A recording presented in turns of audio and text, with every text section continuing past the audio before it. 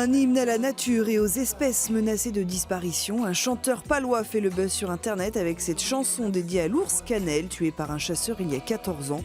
Des recettes qui sentent bon l'enfance et la Méditerranée. À Marseille, nous partirons à la rencontre d'un frère et d'une sœur d'origine arménienne. Ils ont retrouvé le classeur de recettes de leur mère et en ont fait un livre.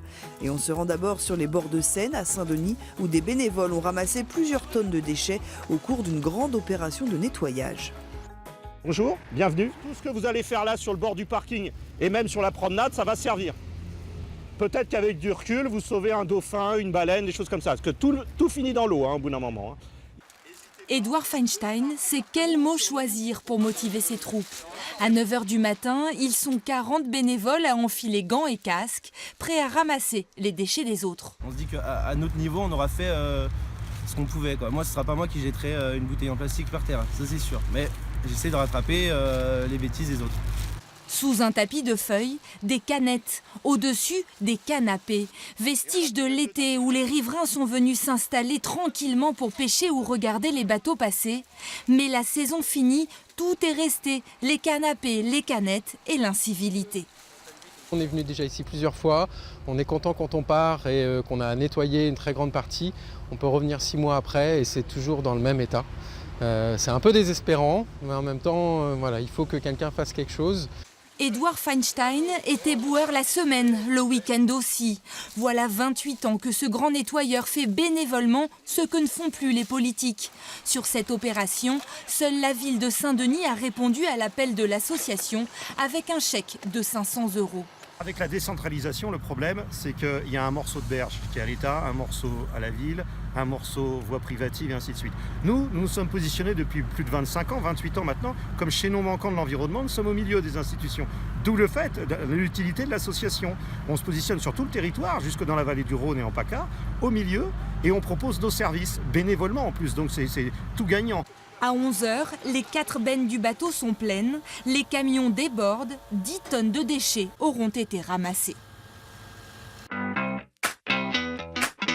À travers le réseau national Welcome, l'Église catholique a permis à de nombreux demandeurs d'asile d'être hébergés chez des particuliers pendant quelques semaines. Des bénévoles qui apprennent beaucoup aux côtés des personnes qu'elles accueillent. C'est le cas de cette famille de Fleury-les-Aubrais dans le Loiret. Une Ouzbèque, un Russe, des Congolais, des Centrafricains. Depuis 2011, Véronique et sa famille ont hébergé une dizaine de demandeurs d'asile. Le séjour n'excède pas 1 mois et demi, 2 fois par an. Un des fondamentaux, c'est de dire qu'il y a une durée à l'accueil. Sinon, c'est très compliqué au bout d'un moment pour la famille d'accueillir pendant 1 an, 2 ans. Enfin, c'est trop lourd. Et donc là, on sait que la personne, au bout d'1 mois, 1 mois et demi, elle va aller dans une autre famille. Elle n'est pas laissée à la rue ou elle n'est pas... Voilà. Donc ça s'organise pour qu'il y ait une continuité d'accueil le temps que la situation se régularise pour la personne, quoi. Durant l'examen de leur demande d'asile, qui prend parfois plus d'1 an, des milliers de réfugiés se retrouvent à la rue, par manque de place dans les centres d'hébergement saturés. Une errance qui s'ajoute à des mois ou pour certains à des années de périple. C'est vraiment des personnes qui vivent des choses très difficiles. On ne part pas de chez soi quand on vit bien, quoi. On part de chez soi quand on a des problèmes, quand c'est dur, quand parfois on est persécuté. On a vu des gens qui étaient vraiment persécutés, qui ont été, pour certains, même maltraités, vraiment. Et donc, d'accueillir les gens chez soi, on se rend compte que c'est vraiment des personnes qui ont une histoire et qui ont besoin d'être aidées pour certains, et qui ont besoin de se reconstruire.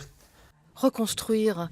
Emmanuel Macron a promis la création de 12 000 places supplémentaires d'hébergement pour les demandeurs d'asile. La mesure, bienvenue, est pourtant taxée d'insuffisante par les associations de défense des étrangers. L'hospitalité, comme celle que prodigue la famille de Véronique et Gaëtan, a encore de beaux jours devant elle. Parlons maintenant d'un livre au parfum d'enfance et de Méditerranée. D'origine arménienne, un frère et une sœur ont découvert il y a quelques mois dans une malle le classeur rempli de recettes familiales de leur mère. Ils en ont fait un livre qui rend hommage à la cuisine arménienne.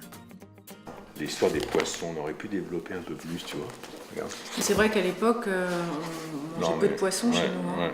Un classeur soigneusement conservé, découvert dans une malle au grenier, Corinne et Richard ont soudainement retrouvé leur enfance. Un livre magique où tout est décrit. Les soupes, les entrées sucrées, salées, les desserts, les légumes, les accompagnements et les recommandations de ma mère, notamment tout ce qui se dit à table se plie avec la nappe.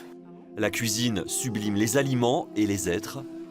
C'est à la fois une tradition, c'est à la fois notre identité, la culture arménienne, et à travers cette cuisine, c'est aussi l'histoire d'un peuple, aujourd'hui français à part entière, mais qui conserve ses origines.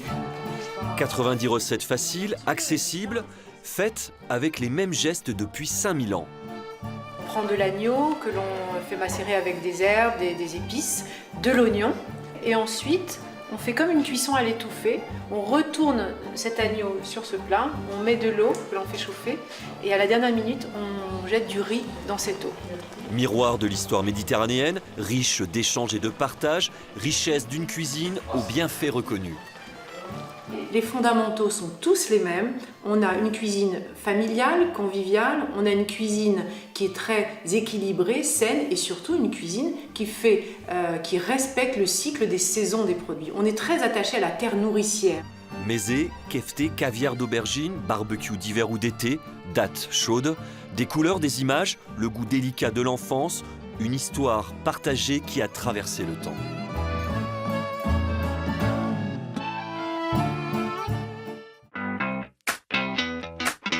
Vous souvenez-vous de Canel, cet ours des Pyrénées tué par un chasseur en 2004, une affaire qui avait fait grand bruit.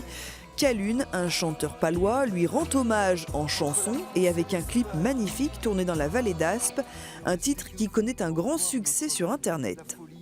Nouméa, ton nounours, tu te souviens de l'histoire de Canel? Oui. Ah oui. Elle était reine de nos montagnes, humble matrone. Au fil des âges, son pelage était sa couronne. C'est une chanson en hommage à Canel, la dernière ours de souche pyrénéenne abattue en 2004 par un chasseur de la vallée d'Aspe. Calune est un chanteur palois engagé. Une chute de ski à Gourette à l'âge de 14 ans et sa vie bascule. Aujourd'hui, entre rap, slam, chansons françaises et soutenu par un chœur occitan, cet enfant des vallées béarnaises a composé son premier album solo avec le chœur. C'était le royaume de Canel. Le monde perd 200 à 400 espèces par jour. Et je voulais ériger Canel en symbole de ces espèces disparues. Et donc c'est forcément le bon moment parce que c'est maintenant et on ne pourra plus faire marche arrière. Le clip a été réalisé cet été dans la vallée d'Aspe. Ça a été tourné avec une équipe de copains, d'amis, qui sont tous béarnais, qui connaissent tous Canel, qui ont tous été bouleversés par la mort de Canel. C'était aussi pour moi une manière de montrer aux Parisiens la beauté de nos paysages et de notre pays, quoi. C'est sûr, c'était aussi un hommage à mon Béarn originel. Sa vision du monde, Calune la revendique haut et fort. L'ours des Pyrénées, un sujet sensible, de discorde, qui avec ce titre refait surface cette année.